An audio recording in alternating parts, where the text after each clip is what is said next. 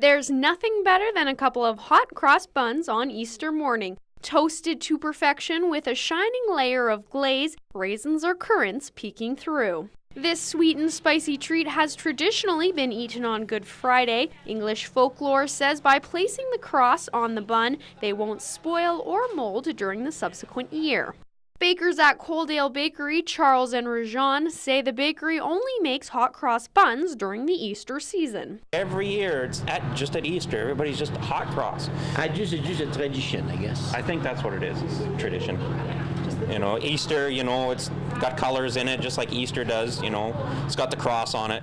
The bakery begins selling hot cross buns slowly a few weeks before Easter and increased the number of buns they produce just before the Easter weekend. The pair say mostly seniors come into the bakery looking for hot cross buns. Even with my dad too, that's what he needs to have at Easter, is the hot cross buns, and it's tradition. That's what we've had for years.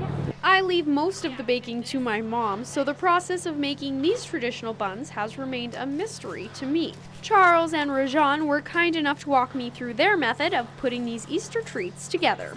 First, the bakery combines a mixture of flour, sugar, vegetable oil, milk, a blend of spices, and their own twist.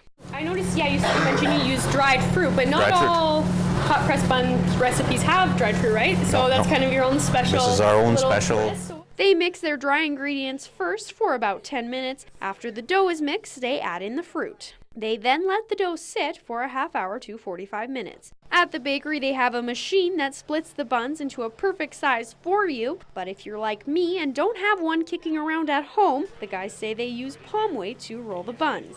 Take your dough, depending on how heavy you want your buns. Okay, what I usually do is I'll roll it out, okay, about yay big, take my scraper, wherever it is, and let's say, okay, that's about the size of bun you want, like that. Oh, perfect. And round it out, there you go. Then it's into the proofer. That's what you call a proofer. At home, you don't have one. Yes. But you let your dough sit in a warm, moist place. Okay. Usually if I do bread at home or buns, I will put it in a bowl and put a moist, warm cloth over it. Oh, and set it in a high place, like something so that your heat rises. Like above. That's right. Closer to the ceiling. That's right. Okay. So how long do these sit for then? Usually maybe for half an hour to 45 minutes. Okay. Yeah, depending. Again, what are you looking for? What do you want them to look like? Okay, we usually have them so that they're double in size.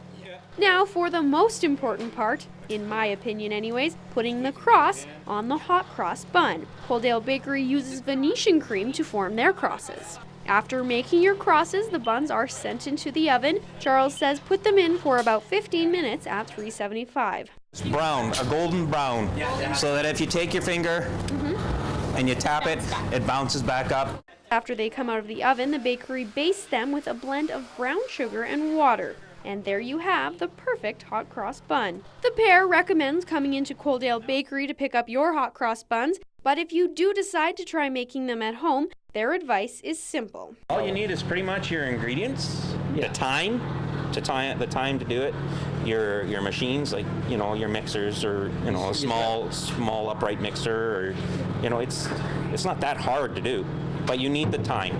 For Go Southern Alberta, I'm Fallon Wagner.